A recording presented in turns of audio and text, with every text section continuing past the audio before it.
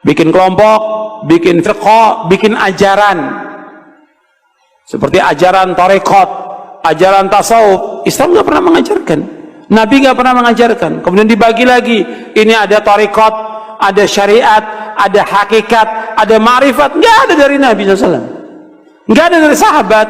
Ini sesuatu yang muhdats, yang baru dalam agama, yang Nabi nggak contohkan. Nggak ada, nggak ada tarekat, syariat, hakikat, ma'rifat. Maka kata para ulama dalam tasawuf itu awalnya bid'ah dan akhirnya zindiq. Awalnya bid'ah karena Nabi nggak contohkan, sesuatu yang baru dalam agama, akhirnya zindiq. Karena ketika dia sudah membagi menjadi 4 golongan itu, 4 tingkatan, nanti kalau sudah sampai kepada hakikat ma'rifat, kata mereka sudah nggak ada beban syariat lagi. Terus para peneliti itu tanya saya, Pak, apa memang ikhfaul Islam itu boleh, menyembunyikan Islam itu boleh? Karena buktinya Cheng Ho itu ketika di Cina tidak memperlihatkan apa? Islam. Ya saya jawab, saya tidak punya hukum tentang itu, tapi kalau sampean tanya tarikh, saya punya. Karena ini tidak baik difatwakan secara hukum. Kalau balik malih, ada masalah yang tidak baik difatwakan secara hukum. Tapi kalau sampean tanya tarikhnya, saya punya. Apa Pak Baik tadi? Abu Dzar ketika Nabi minoritas, Abu Dzar itu orang pedalaman. Ketika Islam masih minoritas, kata Nabi, ya Abu Dzarin, kamu menyembunyikan Islam kamu saja, jangan memperlihatkan Islam. Nanti kamu dicincang sama umat kamu, sama kaum kamu. Nanti setelah saya menang, baru kamu boleh memperlihatkan Islam kamu. Sehingga dalam tarikh ya ada ad-da'watu sirron, ad-da'watu sirron, sholat sembunyi-bunyi. Nah itu hebatnya Rasulullah sing ahabbul khalqi ila wa tahu ngalami sholat sembunyi-sembunyi. Gitu. Nabi Muhammad itu kekasih pangeran nate ngalami sholat sembunyi-sembunyi. Begitu juga awal-awal Islam. Karena sampean saya kita kok, tapi saya Islam wis kuat, sembunyi ora oleh Gus. Kuat anak kue mergo wong akeh lah. Saiki saudara kita yang di Hong Kong, di Timor Leste, mungkin di Australia. Paham ya? Macam-macam. Mulane sing apik ku anut ulama sing ijek jujur, pokoke riwayat itu diterangno, kejadian-kejadian sing dialami umat sahabat diterangno. Wis ora usah intervensi, pokoke ngono. Mulane saya katakan itu tidak baik difatwakan secara hukum, tapi ada padanan sejarahnya, ada padanan sejarahnya. Paham ya? Mulane akhirnya walhasil Nabi ku ninggalo qiyamul lail di masjid, tapi Umar ngelakoni. Ketika Umar dibantah, ya Umar, kenapa anda sholat qiyam mulai secara berjamaah, bukankah ini bid'ah? Jadi riyen Sayyidina Umar nanti dituduh napa? Bid'ah. Mulane kita mau kiai dituduh bid'ah, menengahe wong Umar sing sahabat dituduh napa? Bid'ah. Jadi jago Umar ya enak. Umpama iki bid'ah, ya bid'ah paling apik bid'ah iki. Corong saiki anu bid'ah kok disifati apik. Sing dituduh bid'ah ora Umar tok, Kanjeng Nabi pertama dadi nabi ngajak wong Islam wae Abu Jahal dituduh bid'ah. Nah, kena dituduh bid'ah tenang aja, Kanjeng Nabi nanti dituduh apa? Bid'ah. Tapi Nabi ra didalili wa kullu bid'atin dhalalah. Mereka lho nggih tenan. Sampeyan apal Quran niku wonten ayat ma ya'tihim min dzikrim mir rabbihim muhdas. Muhdas itu maknane apa? Sing dianyarno. Mulane Kanjeng Nabi ketika dituduh bid'ah terus ngendikane kul ma kuntu bid'am minar rusul. Aku iku ora bid'ah. Dadi Nabi tau dituduh bid'ah sampai diwahyani Allah, kul ya Muhammad ma kuntu bid'am minar rusul. Aku iku ora bid'ah. Mergo sing darani bid'ah iku barang anyar. Barang anyar sing ora ana kembarane disebut bid'ah. Lah Nabi dadi nabi ora ana kembarane disebut bid'ah. Umar gawe traweh ora ana kembarane disebut bid'ah. Terus saiki wong rame-rame angger gak ana persis nabi disebut iku sak goblok-goblokan niku sak akal-akalan. Bid'ah ngeten sampeyan tak terangno. Bukan karena saya orang pesantren mboten. Saya itu lebih hafal banyak hadis timbang sing sithik-sithik nuduh bid'ah. Bid'ah itu begini loh. Bid'ah itu yang mesti dolar, yang mesti sesat. Itu mastadomat syariah yang berhadapan-hadapan dengan apa? Syariat. Tapi jika bid'ah itu menguatkan syariat, maka tidak musuhnya syariat, tapi bagian dari syariat. Jadi bid'ah yang dolala itu yang istodam itu berhadapan-hadapan. Mulane darane Saddam Hussein, bapake jenenge itu Saddam maknane tukang nyeruduk. Lha iku bapake kasil ketika anake dadi Saddam Hussein itu tukang napa? Nyeruduk. Wong Arab nak darani tukaran Saddam. Istidam maknane apa? Benturan sing keras napa?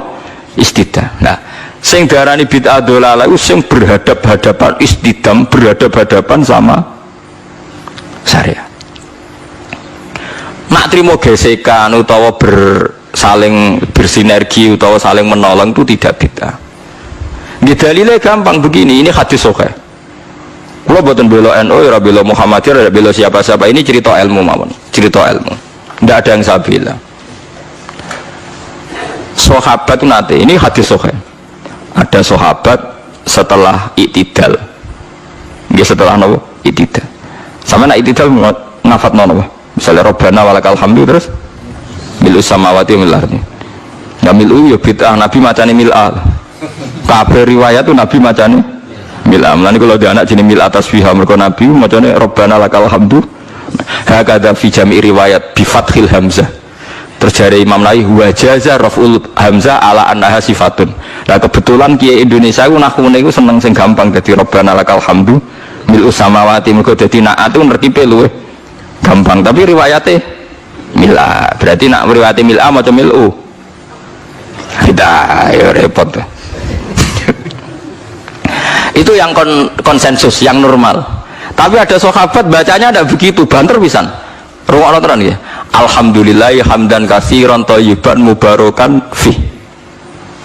Setelah sholat selesai Nabi itu aqbala biwajhi, Nabi balik kanan terus tanya ayyukum ya yaqulu hadil kalimah, siapa tadi yang melafadzkan kalimat itu? Itu sahabat diam semua karena sadar ini kalimat kalimat masalah, ini enggak ajarannya Nabi, kalimat kreatif. Wah, enggak, diam semua sahabat. Pas diam semua terus takut sekali, terutama yang melafadzkan takut sekali. Terus Nabi akhirnya dawuh, enggak kok, enggak ada masalah, saya tadi itu kaget saja ada 12 malaikat yabtadirunaha ayyuhum yakhulu awal. Saya tadi kaget saja ada 12 malaikat yang rebutan kesusu nyatet di sing paling dhisik nyatet. Mergo begitu indahnya kalimat itu. Wah, akhirnya sahabat anada ya Rasulullah. Nggak, artinya kan ada kalimat kreatif yang nggak diajarkan Nabi dan dibenarkan Nabi. Paham ya? Kalau balik ini ada kalimat yang nggak diajarkan Nabi, bahkan Nabi kaget karena merasa itu udah diajarkan, tapi dibenarkan Nabi. Mulane kalau yakin umpama Rasulullah pirsa kalau ngaji terus sampean do gawa kitab, gawa pulpen ya seneng mawon. Ora iso dibid'ahno. Nabi ora iso nulis berarti gawa pulpen bid'ah. Oh, Nabi ora tau gawa Jalalain. Nah, Nabi go Jalalain berarti Imam Suyuti sedurunge Kanjeng Nabi, ya malah masalah kan. Apa meneh go Samsung malah ora tahu. Masa Nabi Androidan kan ora karep. Aneh-aneh. Mulane ada ono mantasabbaha biqaumin fa wa minhum. Mergo wong nyerupani kaum berarti fa wa minhum. Ora ono sing kiai sing rada cangkem elek nanya, berarti nek wong kafir kelambenan, kowe aja kelambenan. Mereka ben gak serupa mbek wong kafir. Kabeh serupa terus dianggap padha wong kafir, saiki nek wong kafir kelambinan, kira usah kelambinan. Nek wong Yahudi duwe dhuwit, kira usah duwe dhuwit. Suwe-suwe nek persis nek wong Yahudi abekan, ora usah kono berlebih. Wong kok anggar mirip iku. Bid'ah Yahudi. Wah, sering debat wong ekstrem. Maksudnya logika. Terus kedua, riwayat ini juga di hadis sahih. Ada sahabat entah saking gimana tidak tahu saya, iso dicurigai lah saya. Pokoknya mati urip nak ngimami kulhu, rokaat ula ya kulhu, rokaat saniyah ya kulhu. Sampai syariah satu kontingen yang dipimpin sahabat itu bosen, mereka tiap sholat itu kulhu. Notabene kulhu kan ibu rokaat ula tok, tasaniyah tok itu ula ya kulhu, saniyah kulhu. Ini mati urip kulhu. Berhari-hari, padahal dia itu imam masjid Kuba. Akhirnya sahabat-sahabat yang ngerah Quran itu komplain, ya Rasulullah, ini orang itu setiap sholat kok baca nopo kulhu. Itu gimana ya Rasulullah? Ternyata terus saluhu, kata Nabi ini di hadis sahih, saluhu, coba dia tanya, dihadirkan ke Rasulullah, kenapa kamu kalau sholat kok selalu pakai kulhu? Jawab pemuda tadi, li anha sifatur rahman, karena dalam kulhu itu hanya ada sifatnya Allah, tidak ada kepentingan kulo, kepentingan sinten-sinten. Li anha sifatullah fa uhibbu an aqra'ahu, makanya saya senang membaca kulhu. Terus kata Nabi, akhbirhu fa innallaha yuhibbu, kasih tahu dia Allah itu mencintai dia. Itu kan bagus sekali itu, gak usah tabarok kulhu. Nah, artinya itu kan tidak diajarkan Nabi kan, selalu kulhu itu tidak ajarannya, dan tidak pernah Nabi itu selalu kulhu. Tapi ada orang kreatif selalu kulhu juga sama Nabi dibenarkan. Ya nggak bisa kan kamu pakai definisi bid'ah itu yang selalu pernah dilakukan Nabi itu tidak bid'ah, sunnah. Kalau nggak pernah dilakukan Nabi bid'ah. Tidak bisa seperti itu. Apalagi kalau kamu ngaji usul fikih, wah malah ketoro nak sing sidik-sidik nuduh bid'ah malah salah. Usul fikih malah nama-nama ini hadis itu diganti. Misalnya ngaten niki sing persis teke hadis kula nu apal. Ittaqun nara walau bisyikki tamratin. Ketika Nabi cerita praharan rokok, rokok itu repote ra karuan. Fattaqun nar walau bisyikki tamratin. Rokok iku iso mbok wedeni, iso mbok lawan senajan to kelawan sak sigare kurma. Sikun niku sigar, ayo tamrin kurma. Mbok kamus paling goblok maknane tamrin niku kurma. Saiki gak ada sedekah ambek beras. Apa ana hadise Nabi walau bisyikki aruzin. Tapi ulama usul fikih nafsiri bisyikki tamroten bikutin, pokoknya kut makanan yang jadi pokok di daerah situ kok mbok sedekahno iku termasuk tolak neraka.